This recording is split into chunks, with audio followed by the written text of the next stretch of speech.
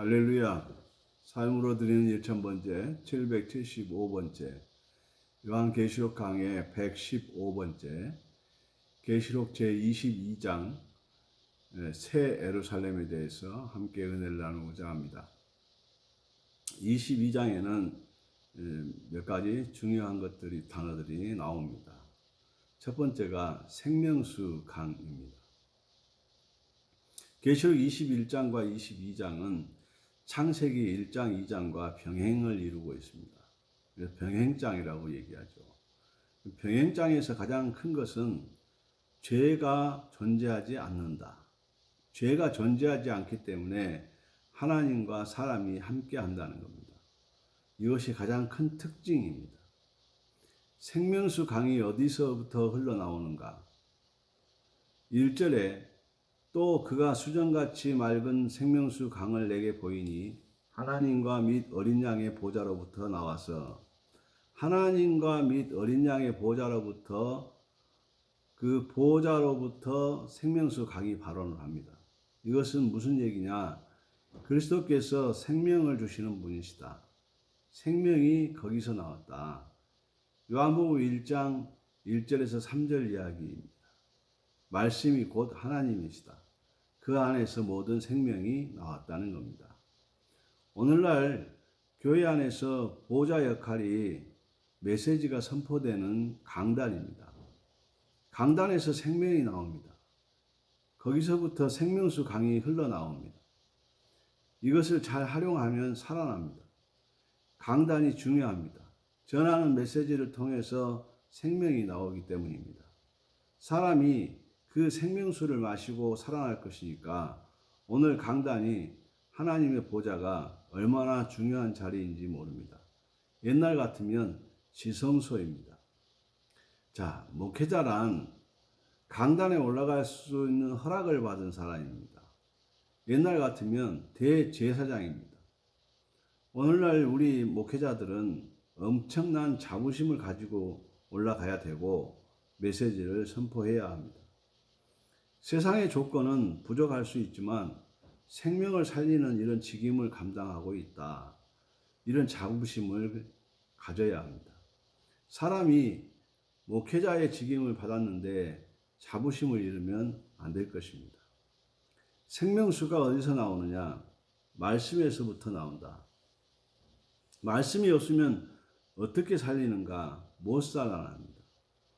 오늘 우리는 말씀을 통해서 살려주고 있습니다.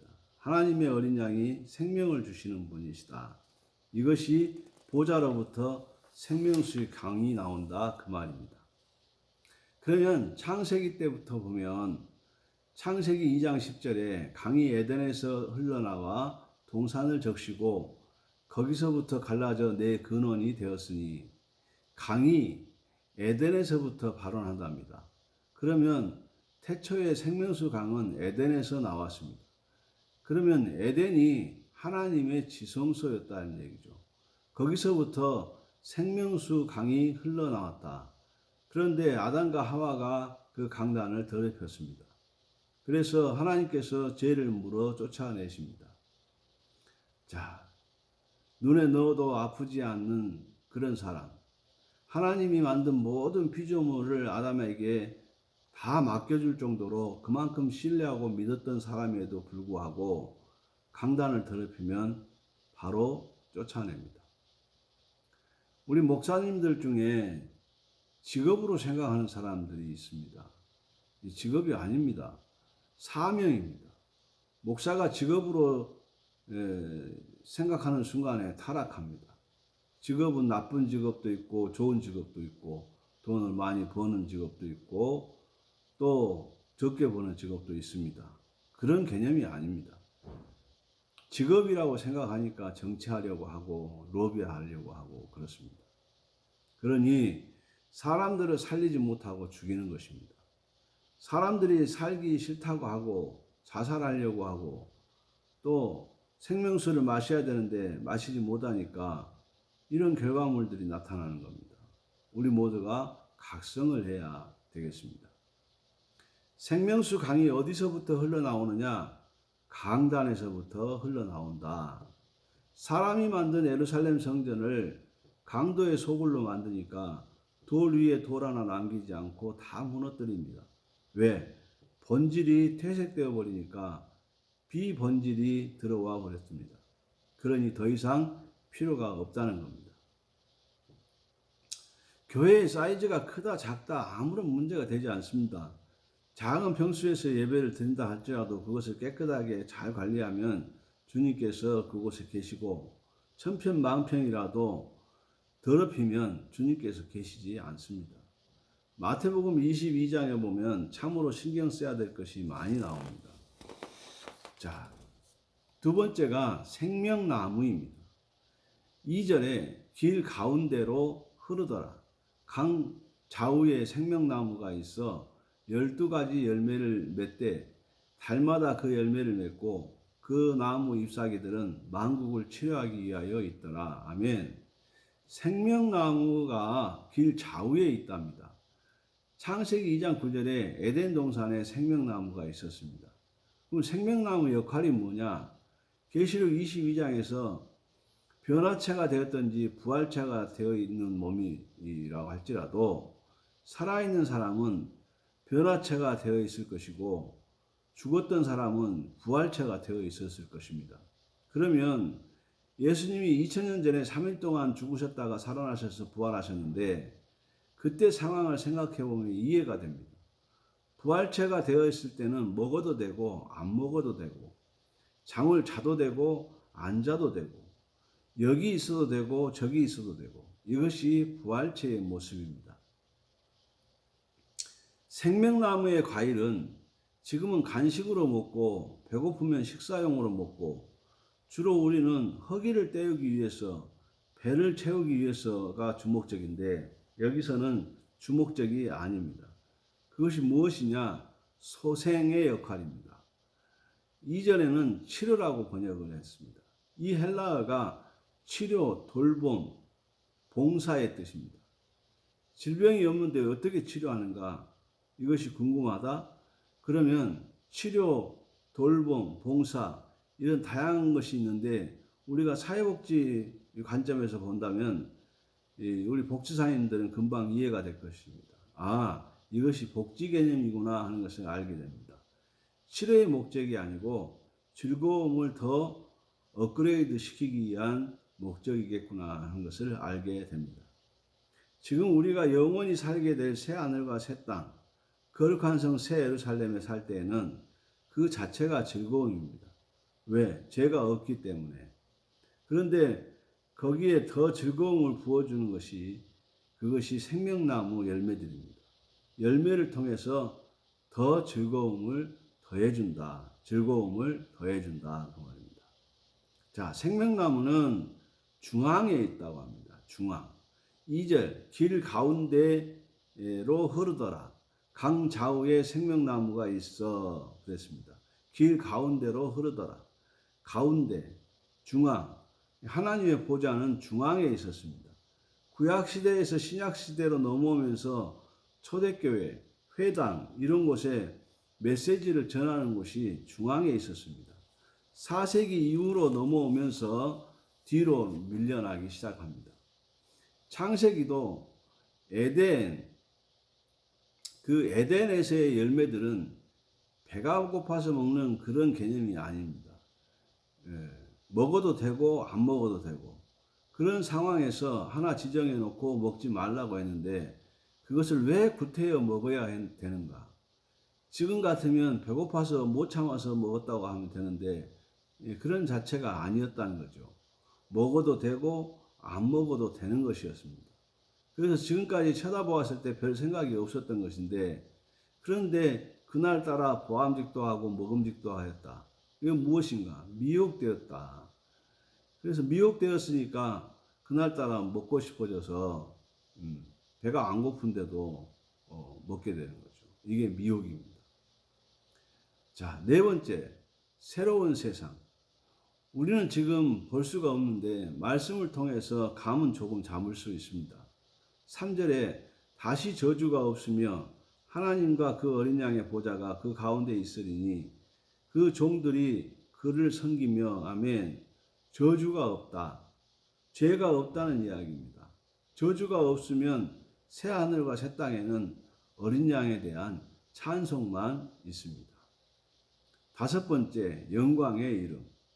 4절, 그 얼굴을 볼 터이요 그 이름도 그들의 이마에 있으리라. 영광의 이름이 무엇이냐? 3장 12절에 소아시아 7교회에 대한 미리 이야기를 했습니다. 거기에서 보면 이기는 자에게 새 이름을 그 위에 기록하리라. 그것이 영광의 이름이다 그 말입니다. 이기는 자, 새 예루살렘에 들어오는 자들에게는 그리스도의 이름을 성도의 이마 위에 새겨준다는 겁니다. 영원히 내 사람이다, 내 아내다, 내가 지켜줄 사람이다. 이 표시로 그리스도의 이름을 써줍니다. 그래서 아무도 건드리지 못하게 하는 것입니다. 이것을 알았던 악한 영들도 흉내내기 위하여 짐승이 적그리스도를 통해서 오른손이나 이마에 인치는 일을 하는 겁니다. 이미 앞에서 배웠습니다. 자, 이름이 누구 이름이냐에 따라서 예루살렘으로, 불못으로 나누어집니다. 우리가 새 예루살렘으로 간다는 이야기는 그리스도의 이름이 우리를 그렇게 만들어졌다는 이야기입니다. 예수 그리스도가 우리를 그렇게 만들어 주었다. 그러니 그 이름이 얼마나 존귀하고 높고 귀한 이름인가. 그래서 누군가가 가사로 찬송을 지었습니다. 찬송가 80장을 보면 천지에 있는 이름 중 귀하고 높은 이름, 주 나시기 전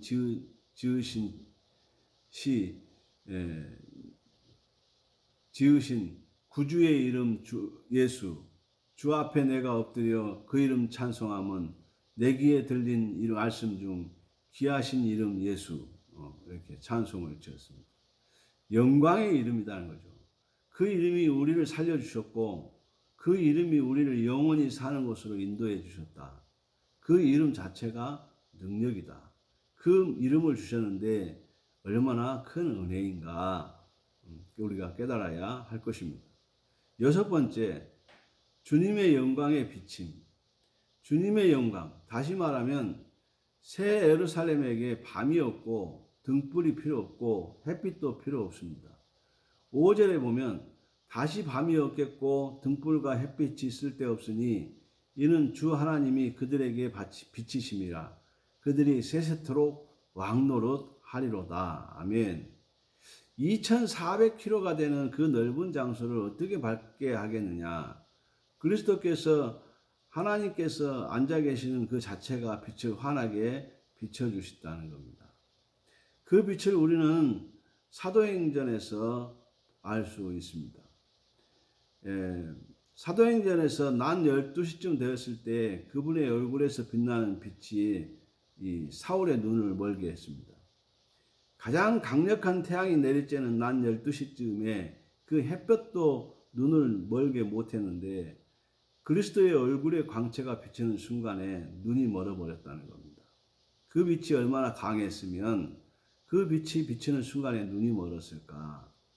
그 빛이면 충분히 환하게 할 수 있겠구나 하는 것을 감을 잡을 수 있습니다. 자, 그때는 눈이 멀지 않았습니다. 부활체이기 때문에 지금은 죽을 몸, 썩을 몸이기 때문에 눈이 멉니다. 그래서 눈이 나쁘면 안경을 쓰죠. 새 하늘과 새 땅에는 안경도 없고 조금 불편해도 조금 기다리면 됩니다. 그때는 안경 끼고 싶어도 못 낍니다. 오늘은 여러 가지 단어에 대해서 계시록 22장에 나오는 중요한 것들을 살펴보았습니다. 내일은 마지막으로 결론을 지어보려고 합니다. 지금까지 115강을 했는데 116강으로 요한계시록을 마치려고 합니다. 지금까지 관심 가져주시고 기도해 주셔서 감사합니다. 내일 이 시간에 결론으로 다시 뵙겠습니다. 감사합니다. 기도하겠습니다. 하나님 감사합니다. 참으로 기나긴 여정이었습니다. 부족한 것도 많고 제대로 설명하지 못하는 것도 많았지만 하나님께서 이 계시록을 통하여서 우리에게 깨닫게 하시는 바가 많은 것을 우리가 알았습니다. 하나님이 우리를 위해서 주신 책, 또 우리를 위로하시기 위한 책, 우리로 하여금 소망을 갖게 하는 책인 것을 우리가 깨닫게 해 주시옵소서. 예수님 이름으로 간절히 축복하고 기도하옵나이다. 아멘.